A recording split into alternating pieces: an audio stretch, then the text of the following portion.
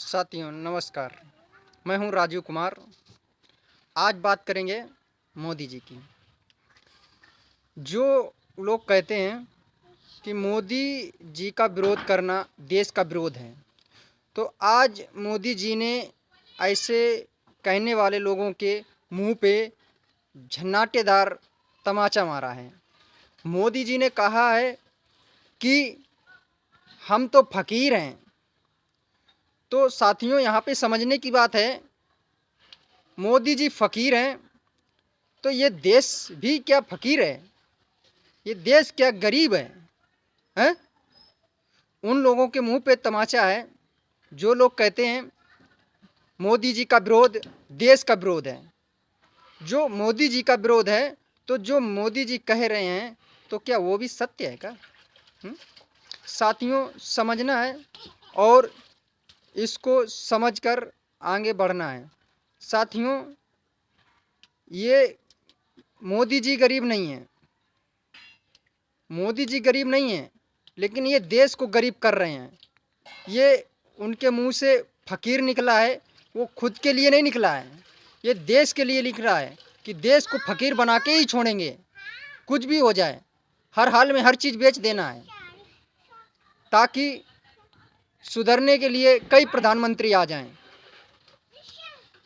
एक प्रधानमंत्री बिगाड़ने वाला होता है और 4 प्रधानमंत्री उसको सुधारने में लग जाते हैं। बनने में टाइम ज़्यादा लगता है, समय ज़्यादा लगता है, और बिगड़ने में एक ही प्रधानमंत्री काफ़ी है। साथियों ऐसे प्रधानमंत्री को इस देश में नहीं होना चाहिए। ये देश से प्रधानमंत्री हटना चाहिए और ये विचारधारा इनकी मनुवादी की है और ऐसे मनुवाद वाले देश में नहीं चाहिए।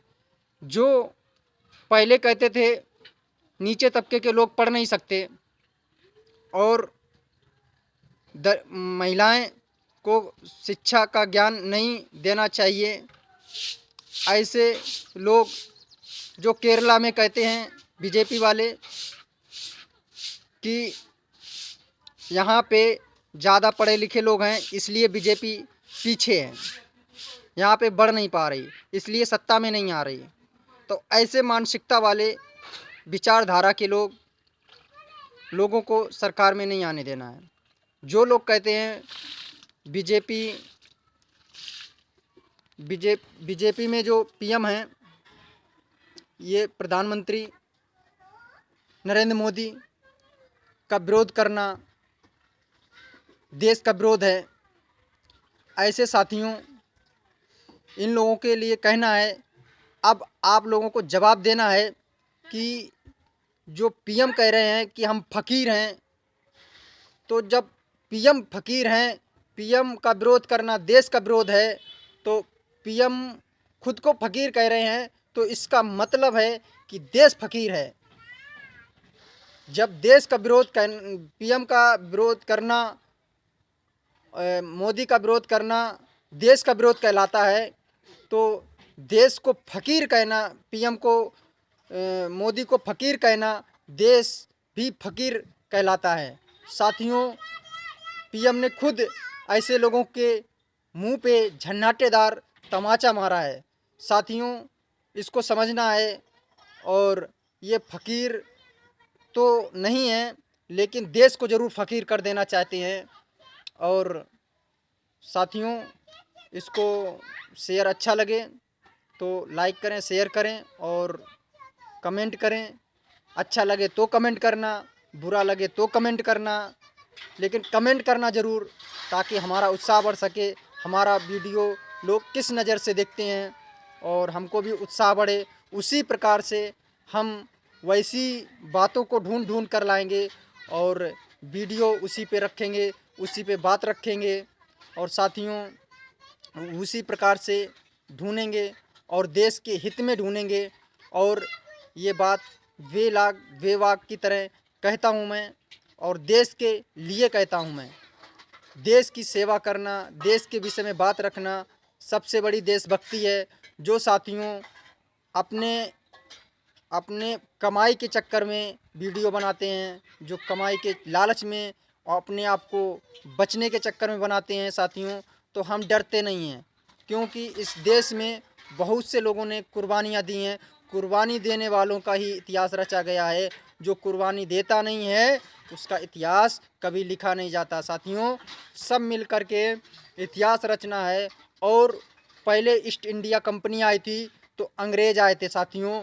अब रिलायंस कंपनी आ रही है, जियो और ये कंपनियां आ रही हैं। यानी कहने का मतलब है हमारे दो आ रहे हैं, ये कंपनियां एक तरह से हैं, ये दो आ रही हैं। तो अब मनुवाद गुलाम होने जा रहा है देश। पहले हम गुलाम थे और आज भी गुलाम हम बन चुके हैं। साथियों, हमें गुलाम नहीं बनना है, देश के लिए काम करना है। चाहे कुछ भी हो जाए, हर यूट्यूबर को कुछ ना कुछ देश के लिए ज़रूर बोलना है। कुछ भी हो जाए, हम सब लोग मिलकर एक तिरंगा लेंगे। तिरंगा का मतलब साथियों, हमें हमें जो जो देश है, देश तिरंगा झंडा जो 3 रंग का है, तिरंगा हमको सच्ची राह दिखाता है। जो केसरिया रंग है साथियों, इसका मतलब है हमको कुर्बानी देने का सिखाता है, केसरिया रंग। और जो सफ़ेद रंग है साथियों, ये बलिदान की तरफ, बलिदान को गर्व से महसूस करता है। साथियों, हमारा तिरंगा जो सफ़ेद रंग है वो बलिदान के लिए गर्व करता है, बलिदान को गर्व करता है, उसको उत्साह बढ़ाता है कि साथियों डरो मत, तुम्हारा इतिहास लिखा जाएगा। और जो हरा रंग है साथियों, ये हमको शांति का पाठ पढ़ाता है। साथियों, आपको डरने की कोई ज़रूरत नहीं है। देश में यदि डरोगे, डर डर के मरने से डट कर मरना ज़रूरी है साथियों, जब ही हमारा इतिहास लिखा जाएगा। और साथियों, जो जो चक्र बीच में है तिरंगे में, साथियों समझने की बात है, ये कोई साधारण ऐसे तिरंगा नहीं बनाया गया है। सभी वीरों ने मिलकर तिरंगा बनाया है और सभी शहीदों ने और हमारे पूरे देशवासियों ने बनाया है। इस तिरंगे के बीच में जो चक्र दिख रहा है, ये मनुवादियों को और अंग्रेज़ों के लिए चक्र बना है कि ये चक्र से विनाश कर दूंगा। जो ये देश में आतंक फैलाएंगे, मनुवाद फैलाएंगे और जाति पात का जहर घोलेंगे, उनको ये चक्र सर खत्म कर देगा उनका।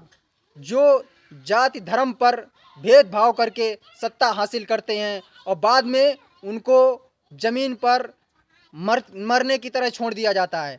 ये देश जातिवाद के लिए नहीं बना है। ये साथियों, ये अपना संविधान बना था, ये जाति पात के लिए नहीं बना था। सबको एकता की रास्ता दी है और ये सेकुलर है, ये सेकुलर है संविधान। सभी लोग एक समान रह सकते हैं साथियों। अब ये मनुवाद जो हैं, मनुवाद के हाथों में देश चला गया है, तो ये देश विनाश की तरफ बढ़ रहा है। लेकिन हम जैसे लोग कुर्बानी अभी भी देने के लिए तैयार हैं साथियों।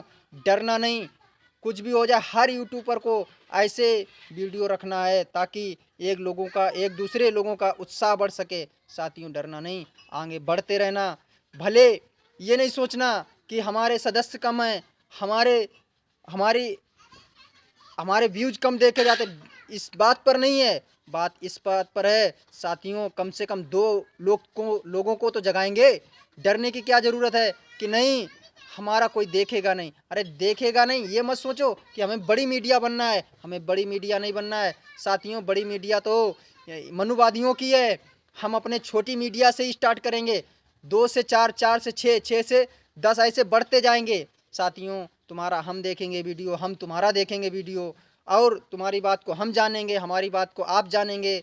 तो इस तरह से हम लोगों का जो कुर्बानी देने का उत्साह है वो बढ़ेगा और देश के लिए काम करेंगे साथियों।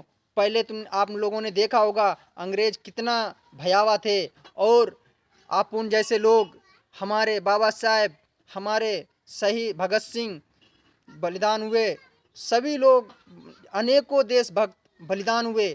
लेकिन अंग्रेज़ों का पावर ज़्यादा था और हमारा पावर कम हो चुका था, तो भी हमने लड़ाई जीती।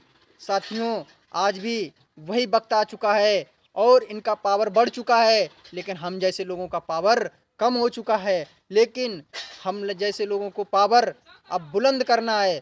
जब सत्ता के साथ सवाल कमज़ोर पड़ जाएं, तो आवाज़ अपने जैसे लोगों को बुलंद करनी पड़ती है, बोलना पड़ता है। चाहे भले क्यों ना फांसी लग जाए, मर क्यों ना जाए, लेकिन अपनी आगे वाली पीढ़ी को मजबूत करने के लिए, उनको खड़ा रखने के लिए अपने जैसे लोगों को बोलना पड़ेगा। और जो नहीं बोलेगा तो वो समझ लेना देश के लिए काम नहीं कर पा रहा है, अपने स्वार्थ के लिए काम कर रहा है। साथियों, जय हिंद, जय भारत। और साथियों, आपको ये वीडियो अच्छा लगे तो शेयर कीजिए, कमेंट कीजिएगा। और साथियों, इसमें जो भी आपको इच्छा लगे वो कमेंट करना। ये नहीं सोचना हमको क्या कमेंट करना है क्या नहीं, लेकिन हमको राय ज़रूर देना, ताकि हम जैसे लोगों को उत्साह बढ़ सके। साथियों, धन्यवाद। हमको दीजिए इजाज़त, राजीव कुमार को। फिर मिलेंगे अगले वीडियो में। साथियों, नमस्कार।